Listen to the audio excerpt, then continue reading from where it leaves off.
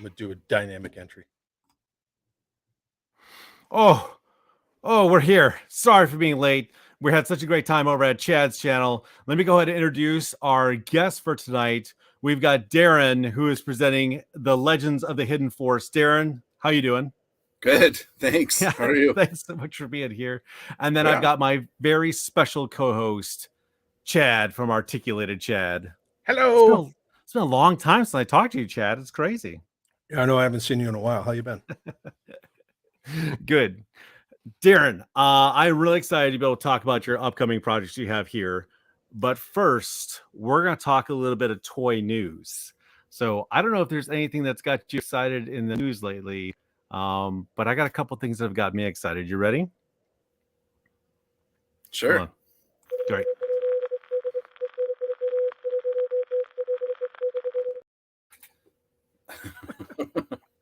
Nice costume change. We always wear hats here in the toy news. I don't know if you're aware. Okay. So I am not exclusively a 4-inch collector, nor am I exclusively a G.I. Joe collector. I really love me some fantasy toy lines. And man, this owl bear from the new D&D movie that's come out, really freaking cool. I showed this to my boys and they are all about it. You do anything besides 4-inch G.I. Joe? Yeah, I mean, I'm not really a G.I. Joe fan per se. I'm just a fan of the format, the 3 3/4 inch format. But yeah, that owl bear, come on, right? No. I showed it to my son and he was all over it too. So that was the same thing with my boys. I showed it. So we have Mythic Legions and we love fantasy, playing with fantasy figures. I showed them this and they're like, that's cool. And then we saw the movie and instantly they were like, you're getting that, right? You're getting that thing, right? I was like, yeah, I got it. So I haven't seen the movie yet, so I didn't realize it was featuring in the movie. So it's totally worth it. Yeah, okay. Really fun. So, oh man, we had a whole bunch of people follow us over here from your channel, Chad. Thank you for anchoring them over. Man, we got Pendragon. Speaking of fantasy names, Pericles. I love the Pericles name, by the way. I love that. Yeah. Cool. Jeff Morris. What's up, Jeff? Dan Jammin. Largo's Lair. JLS Comics. I need some good comic intakes here. Does JLS Comics focus on, I'm going to assume, comic books in his channel? JLS, let me know. Are you a DC or a Marvel guy? Because I'm dying for some new Marvel talk here. Woodman, hello again. Pirates of the Galaxy. Jeremy, yo, thank you. Another veteran. Again. Yep. Super Tizo. Gaz, giving a thumb kiss. Oh my gosh, my thing is, this just keeps going here. I'm going to cut this off right here, playing with 375. Hey guys, thanks so much for jumping in here. All right. So, also, I got really excited about. Oh, yeah. The Beholder. Yeah, so good. So good. That jaw moves up and down, and it comes with his goldfish. Which are you? So do you follow any like the D&D stuff really, or any of the, do you know any of the lore? It's impossible to escape with like 5e nowadays. Nothing. Okay, all right. No, so I mean, goldfish, I know. I played it years ago when I was a kid, and then there you go. My son plays it a lot now, so I just know what he tells me.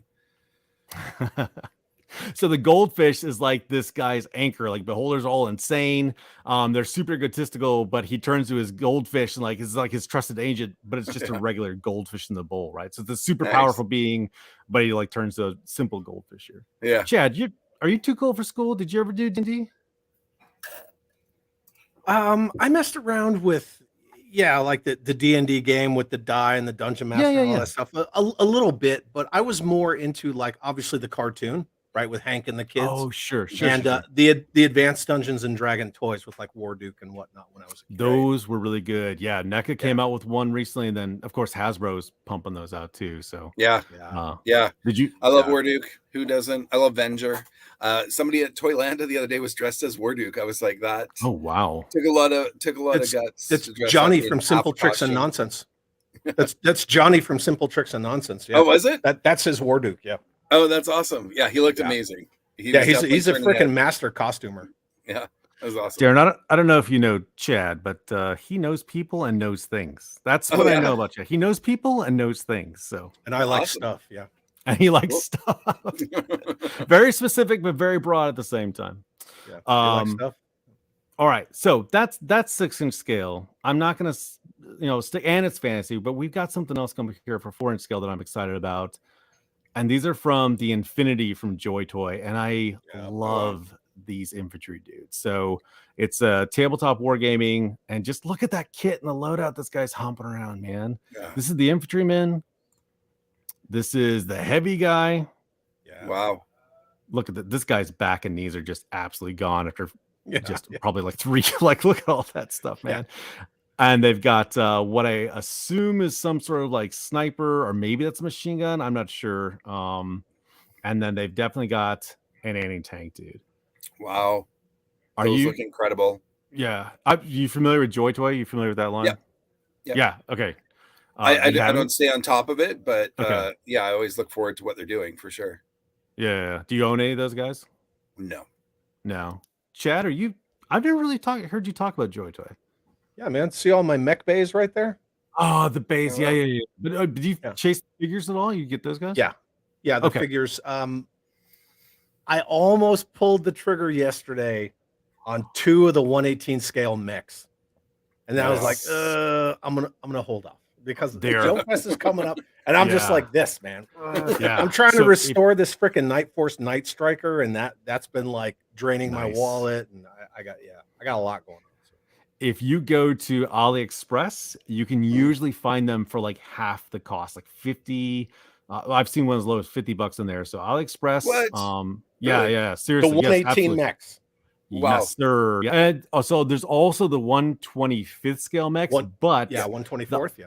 the Iron Wreckers, when you open up the front of their dome and the back, you can fit a one. They're made to go with both. So I got one. I was like, this is awesome, man. So Wow. yeah, dude. I'll yeah, definitely check that out. I have a Yeah, couple yeah. of those Soldier Force mechs that Yeah. walk. I got a couple of those. not quite the same as Joy Toy, but yeah, go check it Still out, man. fun though. Yeah. $50 for a mech, I'd have to say it's a no-brainer. You know what I mean? Yeah. That's a pretty easy purchase there. So but here's the problem with these Infinity guys. So this is the second line of soldiers they come out with, and I love the army build, but they're $44 a pop. And Wow. like, unless like Yeah. I hate being one of those guys who says like, oh, I'll catch it on discount, but that's too steep for a 4-inch figure, or for any one single figure, right? Like that's just that's high. yeah, and like they're great, they're really good, they feel awesome, they're fun to play with, but I'm like, I can't. That's my barrier. The paint apps, the washes, the tampos, like everything on those figures is like the highest quality. But especially when you get into like those 5-packs with like the maintenance crews, Yes, that's almost $200, man. That's a lot of money. Yeah. Again, Wow. I love supporting a line at the get-go when you're getting, because that's when they're getting their money, right? I don't like to like wait for clearance, but man, those are so high, and I want to keep them coming, but it's just too much. So I'll get one every now and then just to be like, hey, I'm still here, I still like your toys, but then I wait for them to go down because I just can't army build that. So but that's it, man. That's all I really had for toy news. I wanted to, do a few things out there, 4-inch and 6-inch representation. Is there anything coming up in the news other than your Kickstarter that you guys are really excited about? Something specific that's just got you all titillated? Oh, Chad. Nope. No. For me, okay. Honestly, for me, like I don't know. I'm not really chasing anything at retail right now. I'm sort of, I don't know. I'm amongst, I guess, sort of just supporting my peers. Like I've got, fully backed the Strike Force Alpha and Call Sign Longbow and all these other Kickstarters that have been out recently for the 3 3/4-inch O-ring style. Because that's I have to put my dollars where I believe, and that's sort of what I believe in is that format. I'm going all in on that format. So, yeah. I was laughing at Jeremy's comment there. Yeah, I just saw that too, right? The mag. I don't know how I missed Longbow. I remember I thought it was someone's custom figures. I'm like, oh, that's an awesome custom. And then I moved on, and then it wasn't until after the fact I was like, wait, that's a That's a lot. Like I completely just over my head. So. Yeah, and that's John Kukovich, man. That's I didn't mention anything, but like that was me too, right? I was part of Longbow up until the Kickstarter. I left to do my own thing, but like Grindstone, I created that company with John Kukovich and Troy, and so yeah, I had a huge hand in developing all those toys. But like I said, I left amiably. We're all still friends, but I was just like, in all honesty, it was just the schedule. It was before it was going to be my turn to sort of take the reins and anything. It was going to be another 2 or 3 years. And I was like, man, I have so many toys I need to make in that time. Right. I can't wait 2 or 3 years before it's my turn to take the wheel. So I just left and wish them all the best. And they're doing, they're fantastic. I was just talked to John today, actually, just a little while ago. So yeah, pretty excited for their stuff to come out because, I had a hand in creating all that. So I'm pretty excited. Awesome. Yeah. And that's really, and that's really cool because you're always in great company because all those guys are phenomenal, dude. Yeah, absolutely. The only thing that I saw recently in the news that I don't know if I want to say like I'm excited for it or whatever because I'm kind of neutral is that Hasbro's putting Windows back in all their packaging. I knew you were going to say that. I knew you were going to go with that. It's a big thing. That was inevitable though, wasn't it? Yeah. Once the in-package collectors stop buying 2 or 3, that was going to hit them hard in the wallet real fast. Yeah, for sure. I saw that it's PET, so it's not virgin plastics, which is good too, which is the whole point to begin with. It's the bioplastic, like the ketchup bottles. Yeah, I mean the bioplastic in bottles and things like that have been around for a long time. Like it was never about Windows, man. So I mean, whatever. We're not going to get into that. We'll just talk. That counts as news. You're happy it's here. I'm happy that they're not poisoning the air. It's still either way. If it's win-win at the end of the day, then that's really need to be doing right. So I'm happy for the people who collect in package who like to be able to see the product that they have in the box, because we know that QC issues have been a thing, with like secret eyes and all sorts of stuff, and like arms that are busted off, so like they can see the figure swaps and all that shit. Pardon my language. Can I swear on your channel? That's money in the jar, Chad. That's a little money in the jar over there. Okay, look, I will give you this challenge coin in the jar right there. A challenge? That's way too much, Chad. Yeah, it's from that's it's awesome. from wait, the finest, my costume club. Yeah, this is the one, the Canine for Warriors. Oh, right? Very cool. We raise money for service dogs. Yeah, that's awesome. Yeah. Anyway, so sorry I said the S word, but I think it's great for those people. I'm just the guy standing back going like, you have no consistency. Like the only thing consistent about you is your inconsistency, and they're like, and now you're going to have these people who are collecting a line that's only been around for, and I'm only talking classified, right? Because who have only been collecting a line for like the 3 or 4 years that it's been out, and you've already got 4 separate types of packaging. Yeah. Like it's just, to me, it's just like somebody smoking drugs over there. But I have to hold my headphones like this because I can't wear my hat and headphones at the same time. So I'm just I'm thinking, but really I'm holding this in place because let go, it's all going to fall down here. So, you're like Pennsylvania 65000. Hello. That gentleman gave me a belly laugh. Well done.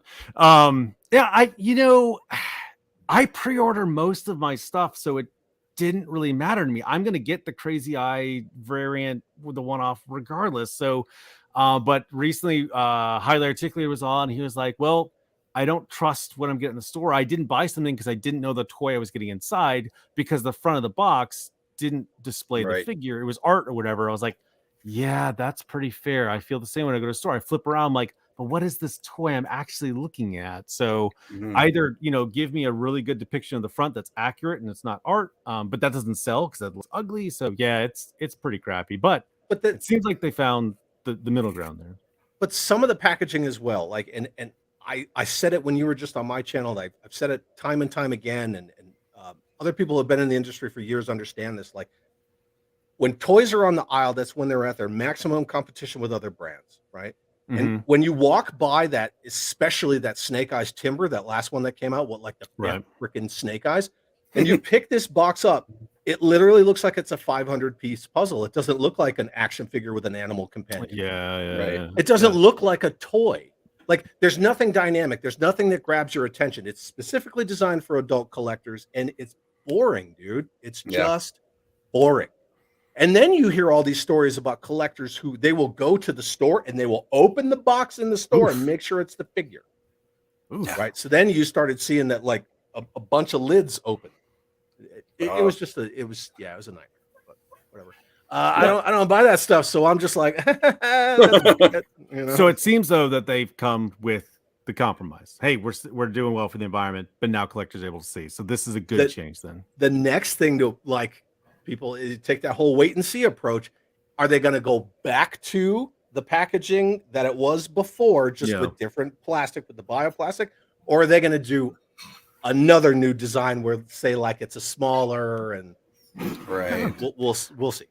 But whatever. I'm not worried about what they're doing. So, Darren, what are your thoughts?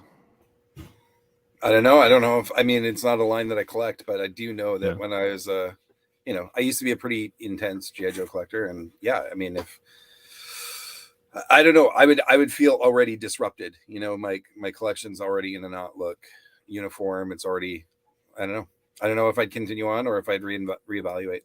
All right, fair enough. Hey guys, I think that's been the news. Sure.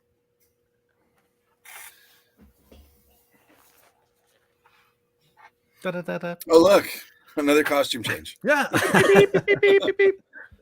I had another thing around. Yo! There you go. Oh, here's this Chad's news. Oh man, it's getting serious. All right.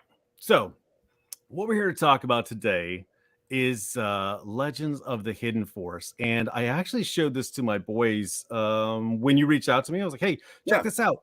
And it was a really interesting conversation I had with them. I know that you've you test grouped with children before too. Yeah. So I told them, I was like, you missed your chance. You had your chance to be able to get in here, right? But just like what Chad is talking about from his consumer point of view, you're soon going to be from consumer to the other side of that. Like, you're going to be the man who's making the packages or making the designs. And there's going to be some really angry fanboys out there. Not calling Chad an angry fanboy. That's not what I'm saying. What I'm saying is there will be angry fanboys out there who are going to be just like picking at you. And I actually, while we were talking to my boys, I got some of those angry fanboy comments already. I'm going to read them. Okay. Sure. Yeah, I got some already. Okay. So I have to get my there it is. There it comes. Okay. I've got to get my neck beard to actually represent. Okay. There we go. Nice. This is my neck beard, just so you're aware. Okay. Sure. All right. So the angry fanboy commenter is he says, "Oh, great. Another 6-inch figure line." So he saw this, and that was his first reaction. The 6-inch figure line. Great. Yeah. Okay. Well, yeah. I mean, you're the man. You've got to handle. You are your marketing team and press response. Like, how are you going to handle? Oh, you want me to counter? Yeah, this is a legit thing. Oh yeah, this isn't a 6-inch figure line. This is a 3 3/4 inch O-ring figure line. But we did like what some of the things that were available to 6-inch figures.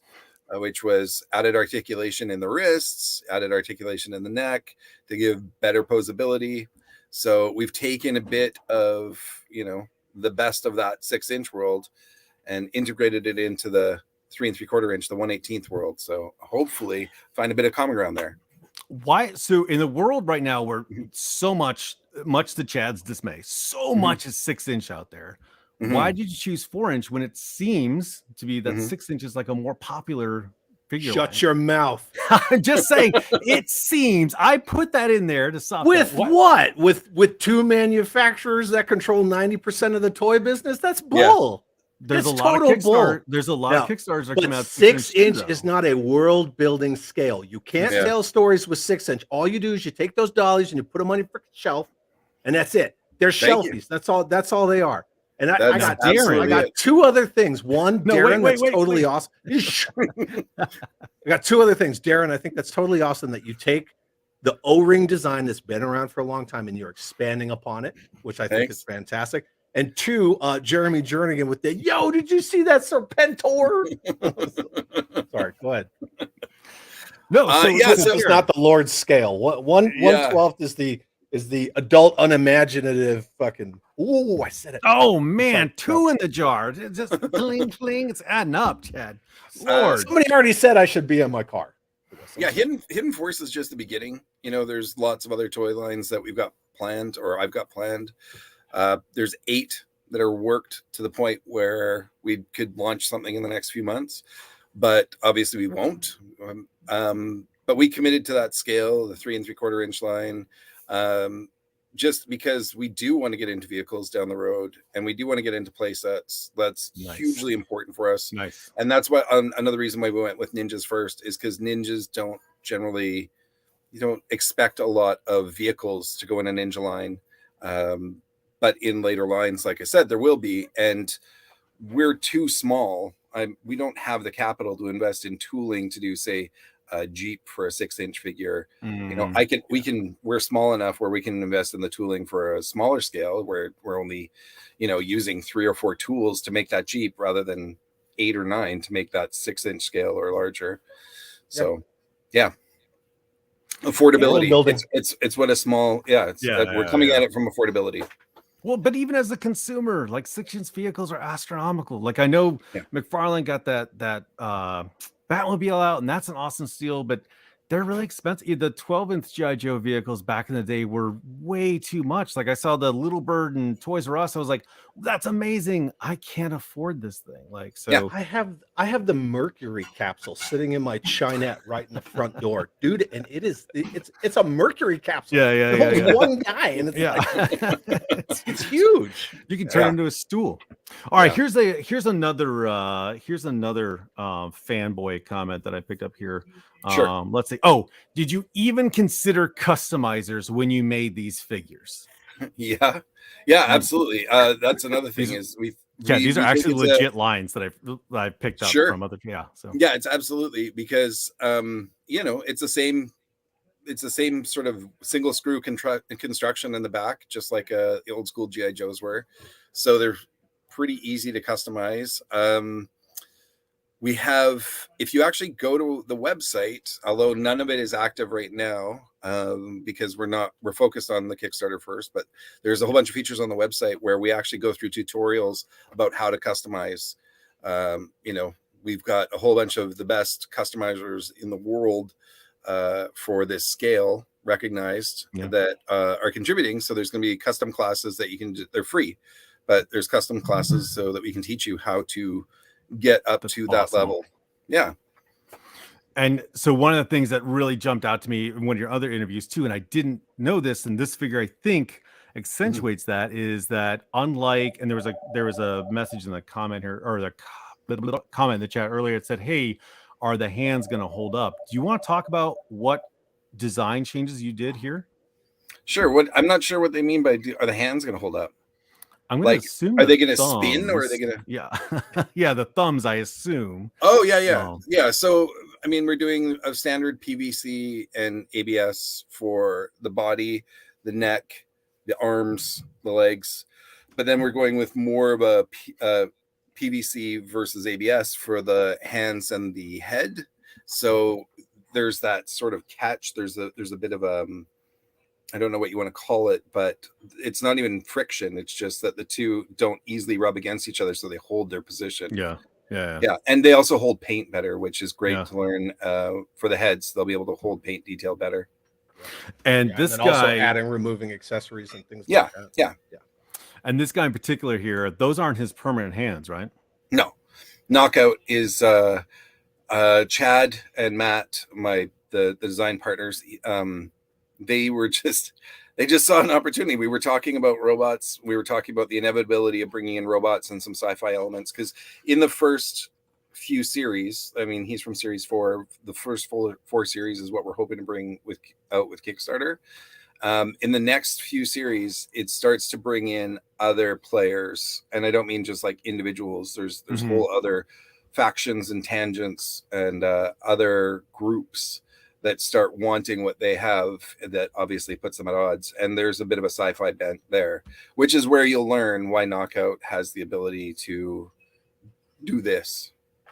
I'm not even going to confirm exactly what it is that he's doing, but I also think it's cool. You said that unlike the old O-ring heads that actually are inside the chest cavity, these can pop off. Yeah, and the same thing on the hands, so they can pop off too. I was like, that's really good. Like, I think that's an awesome addition to that. So and one of the first things that we explored with that too was obviously we're like, oh, we can make hands do all sorts of things, and I'm like, we can actually make useless hands, and so we in one of the adventure packs, there's hands that have like claws, like climbing claws actually right there. And we're like, oh, they're single purpose hands. That's kind of fun. You don't see that everywhere. But then Nick, who's an amazing Nick Whitmore, he used to work for Lego. He just did a fantasy line. It just ended a couple days ago on Kickstarter. He's going to kill me for not remembering what it's called. But that's in 6-inch scale. Anyways, but so he's looking at the hand, he's like, we can actually still fit a weapon in there, so like you can actually wedge the weapon in between the claws. So, and we tried to make a useless hand and it's still useful, but there's lots of things you can do with that. We're gonna explore that with the swappable hands, that it can be more than just a hand. We can now swap other things there too. I think that versatility adds a lot to go ahead, Chad, go ahead. After you. No, I think it adds a lot to that design. Like being able to pop those heads up without having to dissect it, and then that hand swap thing is really cool. Especially if it's like a play factor. You talked about hoping to have kids in this too. If they can pop their hands off to be able to do a gimmick or a thing, an action tied to it, rather than just like a fist or an open hand or a slap hand. That's a big appeal. Like I want to keep my bat hands because they have a function. So I think that serves the same kind of thing. Yeah, and it's true, like you said, with the easy pop-off heads, all the adventure packs come with an extra head and an extra set of hands. So just in case, for whatever reason, you've lost a hand or something, you can always just replace that with buying an adventure pack or whatever. But the idea too is that you can swap out the head. The head will be fully decoed, and it'll be either armor or a mask or something. So you can then, dress up your figure by adjusting their head or whatever. Added playability. Yeah. Very cool. Chad, did you have something?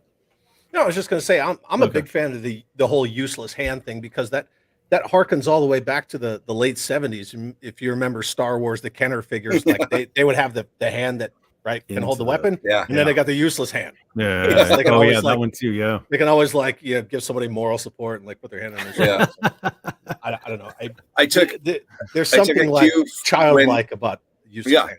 I took a cue though when we were putting this all together from a good friend of mine who is a massive action figure collector. He's just got literally, I don't know, thousands and thousands. And he was saying that his biggest pet peeve was that all the extras that come with a figure, he hated it when you had to find somewhere else to store those parts. And so we've made very sure that anybody that comes with an extra weapon comes with a backpack to hold it. And the adventure packs, no matter what you do for the adventure packs, you can always stow all that stuff on one character, or it comes with one comes with a chest and everything fits in that chest, or one comes with a weapons rack and everything can be put on that weapons rack to stow it away. So just so one comes with a satchel where you can actually put the extra hands so you don't lose them. But that's awesome. So we had the guys from Savage Crucible on a little while ago. That's who I was trying to think of. Sorry. It was Nick was doing designs for Savage Crucible. Thanks. Okay. Yeah. So they talked about wasted plastic and like they made the heads and accessory packs separate from the figure ones too. And a lot of fans were like, hey, we wish that those heads were in the packs. He's like, well, you don't, because if you buy this guy, you're going to end up with all these loose heads. You're going to buy one, you're going to put the heads on there, you're going to end up with all this extra stuff, and it's a waste of plastic, it's a waste of your money. He's like, you should have these packs to the side. So it never really dawned on me that this is okay, that I have a bin full of Marvel Legends hands that I'm just dumping into this thing, and like all these and all my Build-A-Figure parts. I'm like, ugh, and I'm like, you didn't have to do this. I could have had an alter route that would have cut down on your wasted product, and then also my money. Like, because then you wind up with 40 tackle boxes full of and you can't arms and knives and hands and heads and stupid stuff. And like, why do I have like 80 sets of skis? Exactly. And you can't get rid of them. You cannot get rid of those. You have to hang on to them, because then your figure's not complete anymore. Well, because the one time that I did, I was like, someone made a sweet custom. I could have used those. So like now I hang on to them out of the fear of some genius is going to have a new custom. Like, aha, I've got 20 of those. So yeah. Oh yeah. Speaking of customs, I sort of jumped past it, but you were talking about, you know, why did you make it so hard on customizers? The 3 3/4 inch, you know, figure with the single screw in the back. That's the same. Like if you take a vintage GI Joe, or if you take a Strike Force Alpha, or if you take a Call Sign Longbow or Operation Recall figure. I can't say that about Carson's stuff. I know that Carson went with $2 extra, but I was going to say you can actually. And he also went with arms, that polypropylene doodad on the inside. And but you can swap out arms and legs, and you can intermingle the parts. We've done them to scale, and we've done them. Awesome. They're all compatible. You know, I'm sure I don't have to say it, but I'm going to say it because it kind of bugs me a little bit. But sure, for a customizer who's worth their salt to even complain, like preemptively complain in the first place, which I think is stupid, but to preemptively complain, like, did you even like consider customizers? First of all, if you're a customizer, you should be able to get around anything. That was my first thought. I'm like, you should be able to get around anything. Other ones, right? Like, what's the if you can't customize an O-ring figure, I would love to see you try to crack a torso on a modern construction figure. Like, you're going to take your finger off. Yeah, you know, and like I say, Chad and Matt, the design team for these guys, they're known for 25 years of customizing excellence. So anything they designed was going to have a customizer's eye in mind. Which Matt are you talking about? Matt and Chad Smeltzer. They're twins. Sorry, I'm moving my computer here. They're twins. I have quite often referred to them as the Wonder Twins, but they're twin customizers. They have a site, I'm going to plug it, that they haven't used for about 15 years called Loserville. But if you want to look at their customizing ability, they've got like years and years and years of customs on Loserville. So yeah, I check it out, or just Matt and Chad Smeltzer, you can see their work. Yeah. Loserville. Yeah. Okay. Yeah. Well, let me pop it up, man. Whoops, that's the wrong guy here. Loserville. Okay. Yeah. I actually had a third fanboy complaint, but you guys kind of talked around it. So, and that beard is super itchy. So that was it. I was just gonna move on from there. I was like, that kind of was the fanboy thing, and this thing's killing me here. Okay. What I really appreciated about this upcoming Kickstarter here, we're gonna kind of start navigating more into the details, was how much story and thought you put into everything. So I've heard your pitch before here, and I think this is sort of what you're going for here, right? So it's like there's a time out of place sort of feudal Japan with a castle, and there's like fog around it. I'm so sorry I didn't credit this artist. I will credit the artist in the description. I thought that would pop up bigger on the screen. I jacked some art station. Very sorry. So I'll make sure I correct myself here. But I think this is sort of like the setting, correct? It's a time out or a place out of time. It's a sort of a walled city. The city's called Harai, and it's walled off. It's totally isolated from the outside world. It's somewhat ruled by, with an iron fist inside, and not outrightly a tyrant, but might as well be. And they have a flower that grows there that when ingested or consumed in any way, it will give you light, sort of temporary, I don't want to say superpowers because people are going to think flying, but it's just sort of, the hyper fast reflexes or the ability to jump really high, and it gives them all these sort of ninja-esque edges in fighting. And so they're the rulers, or the leadership of the village, the city, they're going to protect it at any cost, knowing that the outside world would try to come and get this and exploit it. Okay. And so you have these three factions that don't see eye to eye about what the ultimate fate of the flower should be, but they all are unified in wanting to defend it from the outside world. Do you read modern comics at all? I would, yes and no. I'm a big comic fan. Okay. I can't say that I've kept up on a lot in the last few years. Hickman's run of X-Men is similar to that, not quite, but they have Krakoa as their island now, and they have these flowers that create portals. Not everyone's trying to get the flowers, but it's the idea that they're isolated. They have these flowers that create portals, and they also make wonder medicine that they can sell to the rest of the world too. So, Oh wow. but Okay. for yours, it just reminds me it's not the same, right? Sure. For yours, what you're talking about superpowers, you're talking about just enhanced or mysticism, or gives like a little bit more of an edge to their, almost like a Crouching Tiger, Hidden Dragon type of powers, right? Right. Yeah. Exactly. Okay. It was sort of, you know, all the classic ninja movies, how every ninja can do things that are just beyond human. Yeah. It was sort of our way of rationalizing it, if you can call it that, with this, you know. Shokasugi. What's that? Yeah. Shokasugi. Yeah. What is that? Shokasugi? Yeah. And Enter the Ninja, Revenge of the Ninja. Oh, Shokasugi. I thought you were saying that's the type of ability is Shokasugi. I'm like, oh, I get to learn some Japanese. Man, well, but in all of his ninja movies, right? Yeah, Enter the Ninja, American Ninja, right? That whole ninja craze, like they were always like kind of supernatural to a degree. Right. I went totally the wrong direction with that one. Oh no. So also in Big Trouble Little China, they sip that gourd, like, I feel kind of good. I feel a little bit loose there too. So yeah.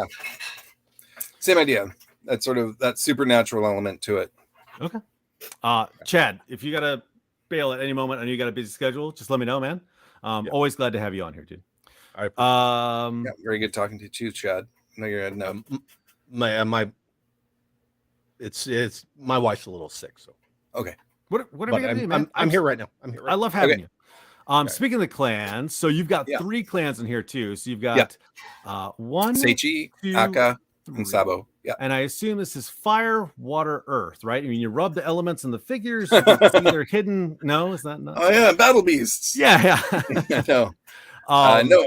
I mean, of course, there's a history there. There's a lore. There's reasons behind it, but very, I guess a little bit.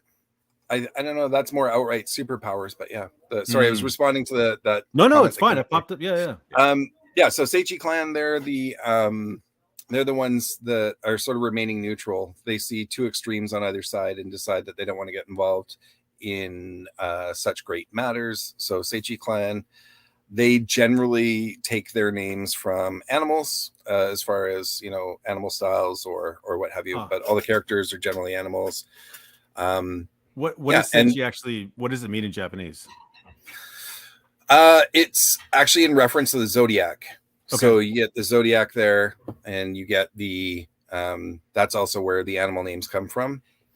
But it has more to do with a character. It's not directly related to the zodiac, but it's inspired by the name of a character that created it. Okay. And and then so that's where we get characters like Tarashi, which is the tiger, and Tori, which is the rooster, and Sensei Nei, which is the rat. They're all part of Seichi clan. Very cool. Okay, got it. I didn't include, so if you actually go, you can see they've included all the history below it too, but because of the font size, I just wanted to focus on this here. So all right. And then you've got the Aka clan. Aka clan, yeah. So Aka clan, Aka means red. Which is, you know, both a positive and powerful color representation there. Their symbol is sort of a direct take on the flower. It's because they feel that it's theirs. It's they get the flower. It's theirs. That they think that it belongs to nobody else but them. And if you want to go into it too much, we put a lot of thought into a lot of this. But no, it's good. So okay. I just want to cover, like, we're going to go into the toys here in a second here too, but I really love the fact the setup here, there are 3 clans, they're isolated from everybody else too. And the thought, you put a lot of thought and tie into what you just you didn't go to a random word generator, name generator, like Japanese names. Here we go. Kenji, Ryu. Like you actually were like, this ties into this. This means this. And like, I thought that was significant. And I really wanted to call that out because there's a lot of deepness here. Story and world building. So exactly. Yeah. 100%. Thanks. So Sabo clan is they're about the individual attainment of individual abilities and inner strength and inner peace and harmony. So they're the bad guys then. No, this is actually the Just good guys. kidding. CATACLYSM, the bad guys. I'm just kidding. They sound terrible. Yeah. So they have the Triskelion, which is, you know, generally a three-faceted sort of discipline. You're looking at like body, mind, soul, or you're looking at you know, the inner, the outer, and the ethereal. You're looking at it's just trying to find inner peace and inner achievement. So yeah, it's cool. Thanks. And then here is the actual. Yes, go ahead, Tom. Real quick, throw up a Simple Tricks and Nonsense comment. Hey, I met that guy. So yep, Darren, when you were talking about the guy that was dressed up like Warduke. Oh yeah, that's him. Yeah. Oh no way. From Simple Tricks and Nonsense. That's awesome. Yeah. I don't know if he was here earlier when I was talking about that awesome Warduke costume. That's awesome. Yeah. I think he popped in afterward, but anyway. Chad knows people and he knows about stuff. So, all right.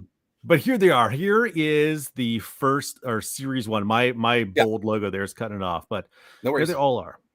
Yeah. So this is the Warriors of the Hidden Force.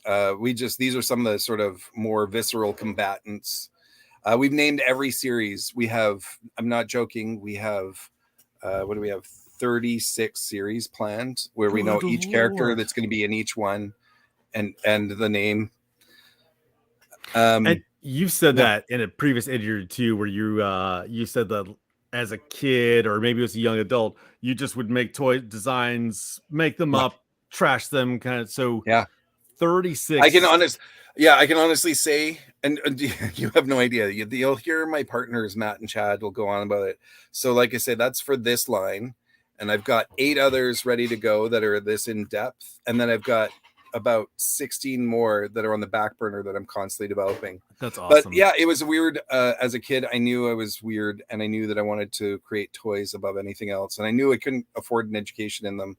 So I was like, well, I guess I just have to start thinking that way, and I will slowly learn, or you know, it was just an exercise. It was a practice of an exercise. And so after throwing away the first 30 or 40, I started to latch on to some of them. And like, just because something's thrown away doesn't mean the idea is gone. I'd be like, oh yeah, I remember that was a pretty good idea. That was a nugget of an idea back there. I should pull that into this new thing or whatever. So yeah. So this breakdown here, you described that you didn't want just black, gray, white colored ninjas, right? Like this is we wanted a very bold palette here. Yeah, that was very intentional. Because we don't want just adult collectors. I mean, we absolutely love adult collectors. Obviously, we're adult collectors. We're primarily selling to adult collectors, but we wanted to create characters that could go beyond just an adult collector's toy shelf. We wanted characters that kids would be interested in. And, you know, we'll see what happens. I mean, it's all a big experiment, but we thought that by giving a diversity in color and making them all distinct, that might make one or two stand out for somebody. And do you want to hear my 5 and 7-year-olds opinions on your lines here? Because I have these figures. Absolutely. Okay, here we go. So we line these up. We didn't cover all of them and all the waves, right? So, but for this series, they didn't like the army guy. They were like, it's an army guy. We don't want an army with ninjas. They like it separate. Like army goes over here, ninjas go over here. I was like, They liked the design. They thought it was a cool weapon. They didn't like army. I was like, okay, fair enough. Okay, yeah, fair. They also, so I love the Monkey Prince guy. I think this is awesome. And I think you said in another interview too that, hey, he leans into Chinese as well as Japanese lore. And this guy's more of chaos, right? Yeah. Okay. They hated his face. I was like, that is so rude. They're like, I hate his face, Dad. That's all right. I hate his face. Yeah. It's like, just walking to a bar. I was like, I don't know. I just don't like that guy's face. That guy's rad, head to toe. Thanks. So, but they love the weapon. Now, those are the two ones they were less pleased with. However, this is their number 3. I think they're like Gray Ninja. I'm like, really? Like that? You can buy 10 of those and have gray ninjas running around over the place. I'm like, Now, I didn't point out to them this is Zombie Horde. Right. Yeah. So they're undead running around in this cutoff castle. So that shouldn't actually say that. That's a misprint. Oh, okay. There's one. We just covered that. There's the Jiangshi, and the Jiangshi are the Zombie Horde. And these guys are the Kionchi, which I know is almost a very similar word, but it's a very good reason because it's the Japanese interpretation of a Chinese word. But so the bad guy forces, they name their character, or they name this sort of legion, this troop, after the Jiangshi, which are the feared ones outside the gates. Whereas these guys are just supposed to instill that same fear, make you think of them. But they're Kionchi and they're not zombies. Now the weapons, I noticed this at first, and you said some of the other ones, those intermix with Legos. Those are like interchangeable. How does that work at those different scales though?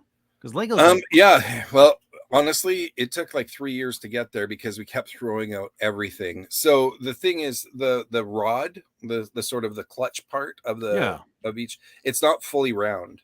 It's round on two sides, flat on two sides. Okay. So it fits in with anything that accepts a rod in Lego, but it fits any. It fits any. I walked into that. That's what she said. But it fits any 3 3/4 inch figure hand. Got it. So, yeah. I thought that was really clever that you're looking for other interchangeable as well, to even at a Lego scale. Like I never thought like a 4-inch scale to a Lego scale, right? But they do. They look G.I. Joe-ish, but as soon as you said, I was like, oh, those do look like Ninjago type weapons. So, yeah. And the idea too is like any kid's got Lego lying around, right? Yep. So if they want to make new weapons, go for it. They've got That's the awesome. basis there. So yeah, man, I really like the sculpt on those weapons. Thanks. Yeah, they look clean and beefy and real sturdy. Good. Yeah, they are. They're fun. It sounds like you made this line really playable. What are you gonna be? Perfect. That's right. Playable. Yeah, that was the idea. We wanted, again, it was to make sure that there was enough interest there to pull a kid into wanting to buy one as there was an adult. So my kids are, and they really loved this guy. And so my Tristan, he's pretty observant as a 7-year-old. He's like, Dad, cloth goods, Dad. Like, okay, he's like, cloth goods, Dad. And then both of them, like, we're talking over each other, like armor, tiger suit, claws, like they were just crawling. Yeah, it's really good. So it's funny because I actually made this one. This is my son. So my son, he's when he was really little, when I first had the seeds of this planted, when he was really little, he absolutely adored Tigger. When he was like 3 or 4, he adored Tigger. And so I've always had in the back of my head that my son, his name's Ben, but I always had this thing where Ben, I always associate tigers with Ben. And then when he was 4 or 5, like I had no interest in pushing him into it, but he became obsessed with karate. And so we put him in karate at, I think, 4. And he's been doing karate ever since. And we were always like, what are you going to do when you grow up? He's like, I'm going to be a ninja. Like, of course. Duh. Of course you are. Right? What do you think? I'm training all the time, Dad? Yeah, exactly. But so I was like, well, I have to make a tiger ninja for my son. And that looks like my son, right? And but he's 15 now. So he's kind of happy that this is happening, but he's already past it. He's like, neat. Go ahead, make your tiger ninja. He will still cool, I'm sure always appreciate that. Yes, especially like once he's past teenager, I'm sure he'll look back and be like, man, my dad made an action figure of me. Right. That's awesome. He's going to be using that as a pickup line. He'd be like, I'm an action figure. Yeah, sure. I'm going to be a ninja. I can't get out of my head though. This is modeled after Tigger. So if I get this guy, I'll be like, T.I. double gut as I'm like driving. Yeah, this is what tigers do best, and like put those claws through someone's skull. So right through you. And then this was their number one choice, and I was like, I'm pretty sure that's the main character too. It is. Yeah, Shinobi. It's through his eyes that the whole story is told. So yeah, he's our main character. That's great. Yeah, they loved him. They're like, this guy, they were already putting stuff on, and she's like, oh, Dad, he could do this, and he could be friendly. Like they were already like printing, and like I was like, and I didn't tell them anything. I didn't tell them in the backgrounds or anything. I was, I was cool. like, yeah, check it out. So well, and that's just it. Like originally he was a much, believe it or not, he was a darker blue, and the only other color he had on him was red and black. And then again, we were like, well, we've put all our eggs in the basket of him being the hero. And the kids that we did the focus group with, they were like, he's the hero? And we're like, oh, well, how do we soften him up a bit and make it a little more approachable? Huh. And so we brightened the red, brightened the blue, added the yellow pinstripe, gave him brown instead of black on the wraps. And then the kids are like, oh yeah, he looks like a hero now. We're like, it worked. My kids instantly thought he was the good guy. Yeah. Yeah. This figure's fantastic. Like, very strong colors, good clean lines. That piping totally breaks it up. Yeah. It's a fantastic figure. You could definitely tell that you guys put a lot of effort into that. Well, thanks. Yeah, we did. We've been doing this for years, working on this line. I'm so glad Chad's here. Yeah. We all wanted to be a ninja at one point. Yeah. Pretty sure that's a very true statement. Over half my Halloween costumes. I'm pretty sure over half Steven's regular clothes are ninja costumes too, though. So and this, I mean, again, I don't want to whatever, the website that is coming. I mean, the website's there. It's just we aren't making every feature fully functional until after the Kickstarter.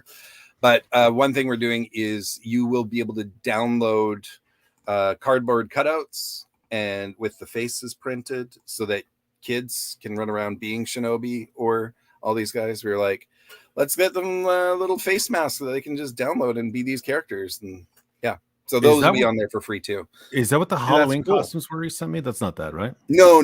Okay, Halloween costumes, something else entirely. Okay. I got that queued somewhere around here too. We were thinking about, we wanted to hand out Halloween masks or masks like that. Got it. Some of the upcoming shows. So we're going to put them up there for free too. So that's awesome. All right, well, let me okay, and then make sure I'm at the right slide. You got to get kids invested in toys, otherwise if we don't, then this is just it's a limited market. It's gonna it'll die out with us. And adult collectors are going to go away someday. It's just like it's like relying on a glider to fly. At some point it's going to stop.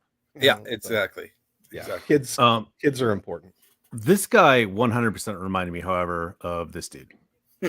As soon as I was like, oh man, Ninja Gaiden, awesome. Yeah, I definitely see similarities. I don't know if that's where Matt got his his inspiration, but I wouldn't be surprised. We literally did a wide swath of, okay, let's take every single famous ninja that we've seen in the past and put them in a pot and see what percolates, what inspires us, what, where do we want to go with that? So you can't go wrong. Yeah, pretty much. Right. And then so this is into so they I didn't think this would be in their top choices, but they're like, yep, love the purple, love the chain, love the mask. I'm like, really? Like they even said like what my son said, he didn't say halo, he said something like the effect of how it's purple on the outside and gets white to the inside. Right. He's like, oh man, the same thing with his gloves. They're like, Dad. I'm like, dang kids, like, they love this dude. I know. I was on a other thing with Mark Weber, who used to be,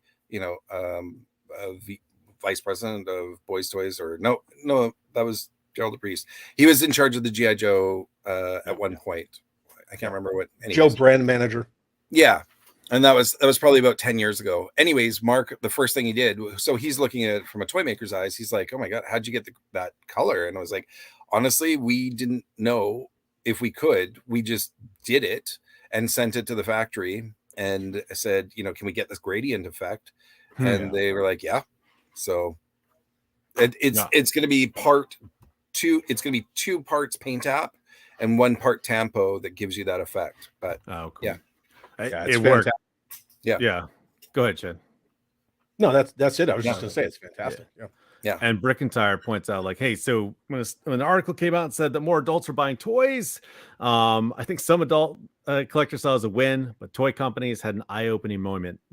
Yeah, absolutely. I think, And the thing about what Brick and Tire is talking about, where they came out with that kidults, whatever, like the news report came out and they labeled us all kidults, which when I saw that, I was like, I don't know if I should laugh at that or be offended at that, but a lot of these so-called experts, they were adamantly against adult collectors or the majority of toy buyers. Right. They didn't want to believe that, and they didn't want to conform to that. They were like, no, that's absolutely not true. It's kids. And it's like, that's bull. It's total bull. Yeah. Like you have so many paint apps and so many tampos, and you're pricing kids out of toys. You've been actively doing that for years. You know who your audience is. Like, don't play stupid. That's my main complaint, is that taking my kids to, because I love toys. They like, I have gotten my action figures into them, right? So they love it. The problem is, I'll go to a toy and comic shop, for example, and they'll see a Mandalorian at 4-inch figure. I'm like, oh, Dad, I'm like, it's $26. Like, my kid, you shouldn't have to pay $26 to get in, just get into this. You know what I mean? So even those Joe Retro figures that were the Walmart exclusive, they were $10. Yeah. And that was like a hot minute ago. That wasn't that long ago. Yeah. It's self-fulfilling. Like, they're their own worst enemies. Pricing children out of toys is ridiculous. Yeah, it's ridiculous. Absolutely. Like I was watching Ron Rudat talk about prices of toys, and he was like, I'm disgusted at what toys cost these days, or what, like, the company I used to work for charges for toys. Yeah, I know. It's rough. And like, we hope at some point, like, we have our eyes on the prize, you know, like, we really want to go retail at some point. And we're working with a factory that will scale up with us, and if that happens. But and so we've talked about it already. We're like, well, if we can get into retail a couple years down the road, we can go back and look at these original figures that we did, and maybe stripping down a couple of paint apps, and maybe stripping down the weapons a bit. We can redo them at retail, maybe in gift packs or whatever it takes to make the retailer interested. Really, it's about what they want. But we want to come in with a very cheap option, and just, you know, you the adult collector is buying the deluxe edition or the full edition ahead of time, and then knowing 3 or 4 years later there's going to be sort of a reduced version of it available at mass retail later. I think, there's some lines that have started doing that now with, like, Marvel Legends, for example. I buy Marvel Legends, but there's another option for my kids that's half the point cost. Right. You lose some articulation in it. I think that's only a recent development. It's like eye-opening to companies, like, wait a minute, all these adults will die. Maybe we should have the next breed. You know what I mean? So I think we can do it without reducing like mobility or articulation or even part count. It's just the amount of paint apps would have to be reduced. Like that adds so much to the price of the figure. But if we can do it, we'll figure out a way to do it. Oh, that's awesome. Yeah. I think your line has a couple factors that, you know, Chad's already pointed out to you, like the work and the details you put into it too. But you have the O-ring style, and you've got ninjas. Like, those two nostalgia pulls are huge, right?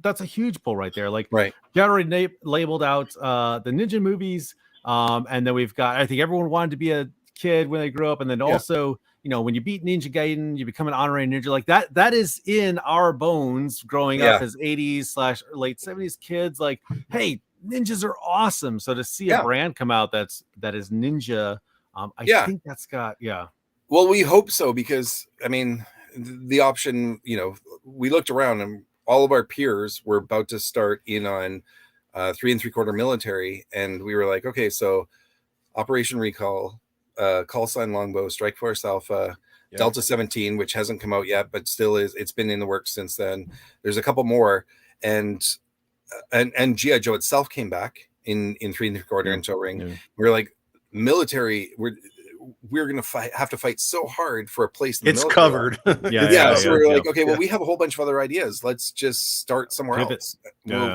So we thought ninjas, you know, they fit a little bit. I mean, if you're a G.I. Joe fan, at some point you had a couple ninjas in your collection, vintage, you know. So Dom, will you highlight Brick and Tire's last comment? Didn't they just announce? I was just when you were talking about Marvel Legends, that's what I was going to say. And they just, like, they're going back to 4-inch for Marvel as well. So, and it's this aimed at this kids. BS that 4-inch is done. Like, that's that same thing where they try to say, like, kids still buy toys. It's not just adult collectors. like well, this people one trying to control the narrative. Aimed at kids, and I showed, I think it was Wilhelm or Payne's toy samples. I don't remember where I saw that. I think it was Wilhelm Toys was like, hey, check this out. I was like, no kidding. I showed my boys a video, and I was like, you know, I've got all these Marvel Legends. Would you be interested in that? And my 5-year-old, who has smaller hands, was like, yeah, because the big figures are fun. And instantly I was like, I never thought about, like, these mitts. You know what I mean? And he's a 5-year-old, so he wants, and I saw them. I was like, These are pretty good. I would buy these for my kids. So yeah, Yeah. 100%. Maybe I'm just weird, man. Like I'm 6'4" and I have huge mitts, and I You're look at big 6'4"? yeah, and I look at big figures, and I'm like, these are stupid. Like, I'm that guy. I don't know why. I never drank the Kool-Aid. I look at him and I'm like, crap, mega crap. Like I don't know. I don't do I it. thought you were like Joe Pesci Italian, not this. Are you serious? Yeah. So I'm 6'2", so there's very seldom that I have to look up to people. So that's awesome. I look up to you for 2 reasons now, Chad. I'm a big boy. Yeah. Did you go heavy infantry or light? Have you always been light? No, I was light infantry, and then I was heavy all right. weapons, and now I'm back light. Okay, you never went mech though. At 6'4", you never went mech, right? No. I never went mechanized infantry, but I am gonna go. Hey, you're good, man. I love you, Dom. Darren, it was nice to hang out with you. I know you and I have met before. We've met. Yeah, before. I'm pretty sure we've had a conversation outside of here. We have, like, All we had a face-to-face conversation. Yeah. I will. Darren, are you going to Joe Fest? I am. Yeah. I will see you there. Dom, I will see you there. Happy Easter to both you and everybody in the chat. I'm gonna go take care of the man. So, all right. Chad, thanks so much for following on. I love you, Dom. Darren, you're the man. Congrats on your line, and everybody have a fantastic night. Thanks. See you, bud. Dan Jamin says I like ninjas, so that's confirmed. So do I. This is the right choice. All right, so we're at the hour here, but let's look at some of the other lines here. So this is series number 2 here. Again, just Masters, a really bold lineup of characters. None of these dudes look the same. You can't mistake one for the other. Yeah, absolutely. Yeah. So this is sort of the Masters that are of these are all in varying degrees, the various figureheads of each group. And our main bad guy or antagonist is Master Obake, the one with the red face kabuki paint and the whitish skin. So he's sort of the I guess I'm forcing this through them all. No. We did. So this again, my boys. That's all right. White one. Oh, I see. With the yeah. Nope. Yeah. So he's the main bad guy. He's the sort of tyrannical ruler of. Okay, got it. Karai. But and then you've got. I mean, we can go through the others if you like. So what I like about too is that you introduce like, hey, these are the main characters, the troops, and then you've got the leaders as a second wave, and you've titled it like this is the Masters of the Hidden Force, it's the Warriors of the Hidden Force. So I was like, oh, I get it now. Yeah, that's cool. So wait, this is not the main bad guy, right? No, but that's Hoji. So that's the trickster. He's one of Obake's agents, and he's bad through and through. So my boys like this guy again. They was like, Dad, cloth goods. Love it. Yeah. And then the attached chain weapons as well here. Right. Yeah. They really dug this guy. Like they really was like, look at this. And they never go ahead. No, I was gonna say, so obviously we took inspirations from tons of different sources. And this was very intentionally done with a Cobra Kai sort of look. Yeah, it does. Yeah. And then there's influences that come through in quite a few of them, but Ninja Scroll. Yeah, each ninja and samurai had their own look and style, and all this stood out. Yeah, thanks. Awesome. It is. I can't pick this guy. Sweep the leg. Please do. So they really loved. So my 5-year-old was like, Dad, he looks like a butcher. He looks like he's like carving up meat. But my oldest son was like, no, this guy's hardcore. Look at him running out there. So he's the Iron Master. That's right. Yeah. So he's the one that forges all the weapons for his clan. But he's got quite a few other abilities in the sense of he's not just a one-trick pony. They loved the front, or my oldest son loved the front apron, and he loved that he had more of a heavy weapons rather than a blade. That's what he took away from me. He's like, Dad, but he's got a hammer. Like again, they really were going back and forth over these characters. But this awesome. one, they both. I'm really happy that you showed them. That's awesome. Of course. I would have had them on here. I really like to actually have them on when I'm talking to creators, and they actually have things on here. But it was Easter, and their grandparents are here, so I was like, "Hey, it's a bad night for multiple." No worries. Totally understand. But this was both of their favorite. Yeah, awesome figs. Both of their favorite figure here. So Master Nay, he's a rat. Or Nay is rat. He was definitely inspired by a certain leader of 4 other famous ninjas that are also turtles. We sort of took that inspiration, yeah, and we're just like, well, what if he was, what if he wasn't the rat version of it? What if he was just rat in name? And that's awesome. Yeah. Here's a question for you. How do we learn about these backstories? Sure. Well, if you back the Kickstarter, we're as soon as it's over, we're distributing a digital scrapbook that'll have all of the characters' histories and their biographies. But other than that, you can go to legendsofthehiddenforce.com or you can go to whiskeyjacktoys.com. Whiskey Jack Toys will have everything that I do with Whiskey Jack, which is all the toy companies or all the toy brands. Sorry. Okay, got it. But Legends of the Hidden Force is, we've got a lot there just to support just Legends of the Hidden Force. So awesome. Yeah. I think that was the last one they voted for this. Okay, so here's series number 3 here. What secrets of the hidden? So right away, you've got. Well, I'll let you talk about this here too. So sure, yeah. So each one of these characters, they're from all the various clans, but each one of the characters has a pretty big secret, all completely unique to themselves. It's not like they share a secret. Yeah. And when that secret, each one of them, when the secret gets out, will change things. We would love to have a comic. We would love to have some sort of vehicle for storytelling, because we have a big story that we want to tell, and it seems very likely that it'll be in a comic. So each one of these characters, going into that comic, if it ever gets made, know that each one of these harbors a big secret that will change everything when you find them out. So I don't know. I didn't mean to do this gag, but I'm going to. So I love Marvel trading cards. I love them. So I'm never allowed to talk about them on the show. But as a kid, the Marvel trading cards, if you didn't get all the comics, you didn't really, there wasn't any TV, there's no internet, but on the back of the card, there'd be a little bio and there'd be a did you know, and it'd be a fact. Right. And sometimes those facts would link to another character. So Spider-Man and Venom are classic, right? Like I looked at Black Suit Spider-Man. It's like, oh, he's wearing black. Did you know? It's a symbiote. You're like, huh. And Eddie Brock took it. Like, who's Eddie Brock? And then you get Venom. You're like, well, wait a minute. These two are in a shared universe. So you could actually storytell through profiles of the characters without having to have a comic book. We do a bit. Right. We want to sort of paint a bit of the tapestry of the backstory, not necessarily the forward going story, but it's just sort of, you can pick up snippets and bits in the way that we've written it, that where paths crossed and things happened and catalysts that created events, and but it's there. You can start picking up on it all. So can I go real deep nerd in here too? So there was I never played this. It was a card game like Magic the Gathering. I think it was Legend of the 10 Rings, Legend of the 5 Rings. And it was very popular in the 90s. And the only reason I know about it is because one of my favorite YouTube personalities was talking about it. And what he said was that the cards would come out and they'd have some details on there, not just the mechanics, but some history of the character.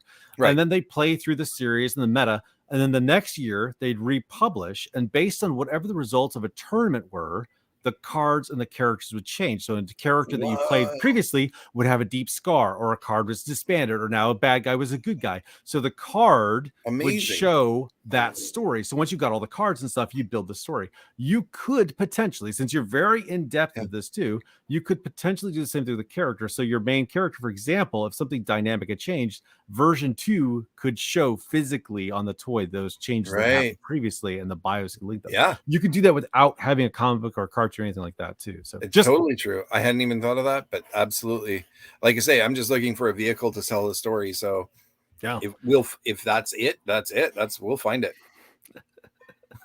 All right, hold on. Let me we're cutting over the hour here. Let me jump to the next wave here. So wave number 4. Yeah. This is a more dynamic of the other ones, huh? Sure. So champions. So champions. So the champions were maybe a Commandos inspired one, maybe. So the champions were in our in-story lore. They were 5 that were really 5 ninjas that were really looked up to by the younger crew, and they left to go fight in a war that had nothing to do with Harai. And they came back years later, and they don't really mesh with everybody. They sort of stick to themselves. And those kids that grew up idolizing them have now become the teens that are sort of on the first line of defense in the city. And it's sort of, there's sort of an that's the beginning of the relationship that they have. Is that the kids that we're following, the teenagers that we're following have stepped into their footsteps while they were away, and then these ones have returned. Yeah, a big old shout out compliment there. Beautiful renders, characters definitely look good, different and original. So that is the big appeal here. Every wave looks unique. Despite the fact you're reusing parts, which credit to you, you're doing it well, because no character looks like the other one, right? And they all have their identity. So we really made sure of that, because nobody likes to be fed the same figure twice with a different whatever. We understand that. So we were working with our limitations, but doing the best we could with them. So my boys picked this one because they thought it would be an awesome army builder. Like, this guy, archers, so like you have 500 archers, Dad, or whatever. So I quite like him. He's one of my favorites. And then there's Knockout, of course. So like this one I liked because it was different. My oldest son doesn't like mixing genres. He's like, fantasy is over here, sci-fi is over here, and never made the two mix between. So I think I was a purist up until a point too. So now here's what's interesting. You have a cyborg here, but the world is cut off, right? Well, and that's just it. These guys went away for 3 years and then came back, and that's the whole thing. Because these are the champions. Happened. So they came from I see. Okay, so these are the Amish that went out and then came back to the exactly. Color schemes are really good. I agree. Great, very bold. Thanks. So Finn loved this guy. I like this guy too, because I love purple, and this reminded me of Soundwave. Right. I didn't even see that, but there's a bit of Soundwave there for sure. And then they also love this guy, who kind of reminded me of a certain Bushido type figure that they really enjoyed the green on this. Actually, I was like, why? Because every time they picked one, I was like, why? They're like, I like the greens. I'm like, okay, really? Cool. So, that's amazing. Yeah, that's fantastic. And this was the number one here. And really? It was the vest that sold them. They were like 100%. They're like, yep, the hat and the vest. Yeah. Because without it, they were just like, oh, these okay. But as soon as they saw this, I'm like, Dad, that guy's awesome. That's so funny, because that's exactly why Matt. That's what Matt was too. He was like, this guy, we're doing this. I want the soft goods on this guy, and and I was like, for sure, let's go for it. Like, what's funny is he looks like the I'm completely blanking, but you know how you had in feudal Japan, you had the samurai, you had the soldiers, but you had all the peasant soldiers, right, who usually were with some sort of pole arm, the hat, and like that was so that's what stood out to me. I was like, this guy kind of looks like a commoner, even though he's a ninja. Yeah, absolutely. That's intentional. That is. Oh, nice. Okay, cool. Yeah. Nice. So I know I sent that other folder to you. I don't know if you want to get to it, but I was hoping to sort of talk about it. So if you don't mind, if I Halloween costumes. Okay, so so this is the thing. So we have we have retailers that we've been talking to. Some are interested, some are very interested. Some have already put some small orders in with some contingencies in. Yeah, so we're obviously super excited about it. We still need to get to a certain point. And then we said very clearly right up front that we would only do exclusives for retailers. It's not like somebody can just order 1,000 or 200 figures or whatever they might be and just have their own custom figure. But so what we did was we took all of the influences that we grew up loving, and we were like, okay, well, what if our characters dressed up as other characters for Halloween? Like here, like what if they dressed up like these guys as Halloween costumes? And so you can take it for however you want to do it. You can say your it's an in-universe thing, or you can say that it's, just our version. You can do whatever you want. But so we're hoping some of the retailers want to pick up on some of these exclusives. Obviously we haven't fully rendered them yet, because we're not going to go through that ordeal unless somebody is more committed to ordering them. But right. I think I don't know if you got any more in there, but there's a whole range, right? Like there's there's power. There was some sort of space type frontier ranger with a red and white symbols, and like there was a lot of homage and nods in there too. Exactly. And I built this. That's sort of where like that we couldn't overtly reference a couple of things course. Yeah. in our toy line, of course, but these little fun things on the side we absolutely can. So that's what we're doing here is homaging all these things that inspired us as growing up as kids and having our own toy collections. So there are the Kickstarters, and some of them have acquired the license to some sort of book or whatever like that. Do you have those ideals to acquire licenses for other type of characters to incorporate Yes. in? Oh, really? Yeah, okay, absolutely. Do you have any in mind, or do you not want to? A couple in mind, but I wouldn't want to go into them yet, just because it might queer the deal before it even happens. No, 100% understand. Yeah, so but yeah, for sure. Looking at some, absolutely. The way that my boys and I play, and the way that my boys and I collect, and this doesn't speak for other collectors out there, so don't let this skew your data that you're collecting on. But like I don't want old IP. Like that's very much like, nope, that's good. I've got these guys, I've got that thing, I've got a Falcon. I always like new and fresh IP. So thank you. Mythic Legions, I'm not saying that as a compliment or anything. I'm saying the thank you is in thank you for believing the same way I am, because exactly, I there's so much IP out there that just gets rehashed and rehashed and rehashed and rehashed, and I'm even part of the rehashing. I played my part in that, and I know that. But moving forward, I have so much original IP that I want to bring to the table, and I'm not in any way thinking that I'm going to change the way the toys are or anything. But I would hope that by resting my laurels as a company that is constantly bringing new IP, that it will inspire others to be like, okay, well, maybe we should be looking at some new stuff. Maybe we should be looking at new ideas. Like he's got new ideas all the time and they're doing well, and that's if I could affect the toy world in any way, that's what it would be. That's awesome. Constantly getting other people to do new things instead of the same old over and over. Yeah. Can you give us hints? You know what? If you're not comfortable with teasing anything out, that's fine. Hints on the licenses, I can't. Yeah. Like I said, I don't want to clear the deal. I don't want to be like, oh, I really like this, and I'm working with this person towards it, and then somebody snakes it out from under me. Or 100% understand. Yeah, new stuff's awesome. So it's always a double-edged sword, right? So it's the same thing with movies. Like it's a safe bet to put a known movie and rehash it there because people are familiar with it. It's not unknown, but then people walk away being with a comparison bias. Because like, I liked, because they're constant comparison to what they had in the past. So it's a double-edged sword. Absolutely. The way I collect comic books is the same way too. I roll the dice in a title, pick it up and be like, well, this was great. Or I'm like, this was no good. I'm not going to read this title again. But I take chances with how I do, because that's the way I was with, like, when I was a pretty heavy comic collector, same thing. I would give it 3 issues. Even if the first issue didn't fully impress me, but there was something, it could have been art, or it could have really liked a particular creator that was involved, or a character.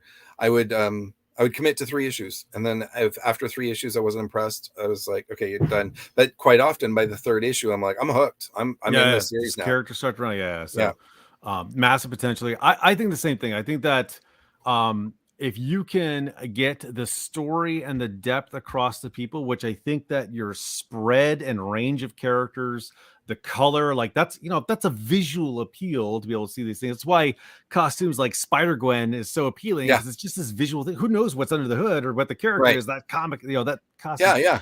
I think you have that going for you, the nostalgia of ninjas, the nostalgia of O-rings. I agree. I think there's a ton of potential with this line. Well, thanks.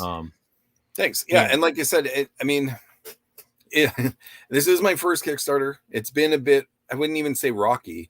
It's just, every day is a new experience. Every day I'm experiencing new things. It isn't really moving right now. I'm not deterred. I have a lot of things that we're going to do in the back half to try to generate a lot of extra interest. But,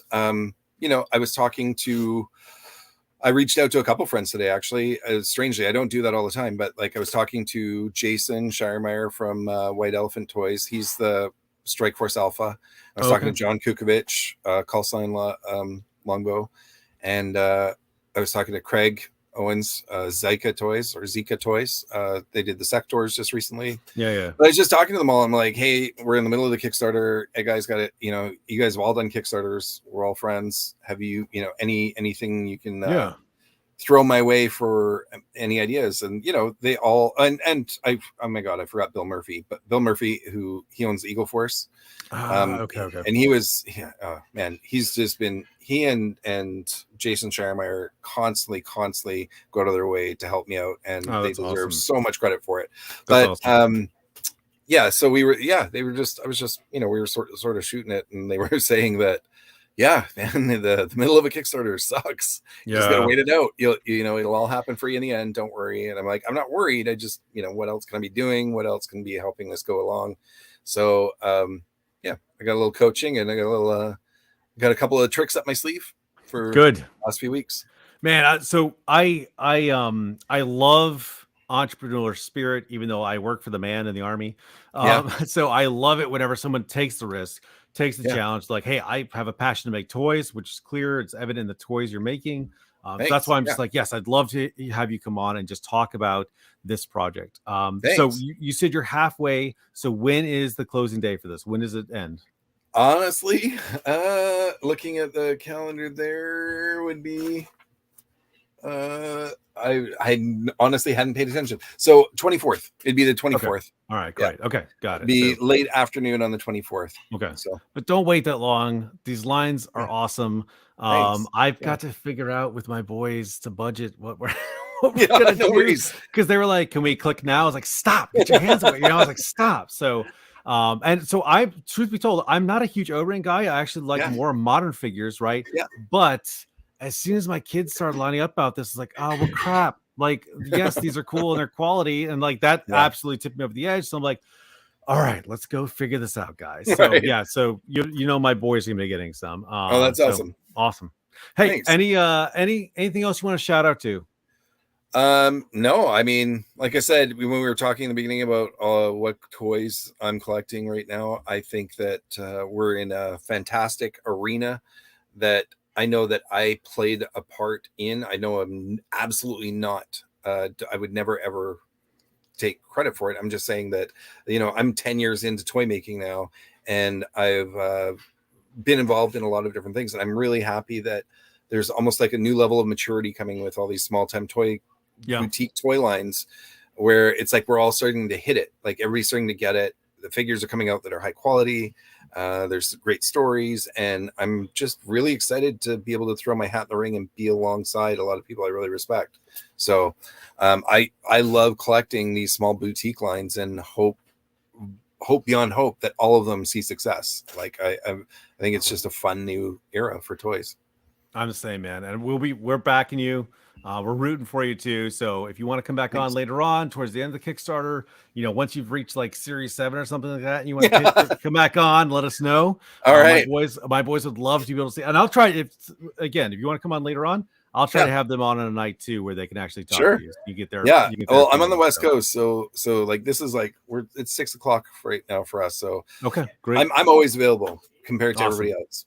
Awesome, man. Hey, thanks so much for coming on. Everybody, please go check out Hidden Force. It looks awesome. Great potential. So thanks so much. Guys, we'll see you next time. Darren, thanks again, bud. All right. Thanks.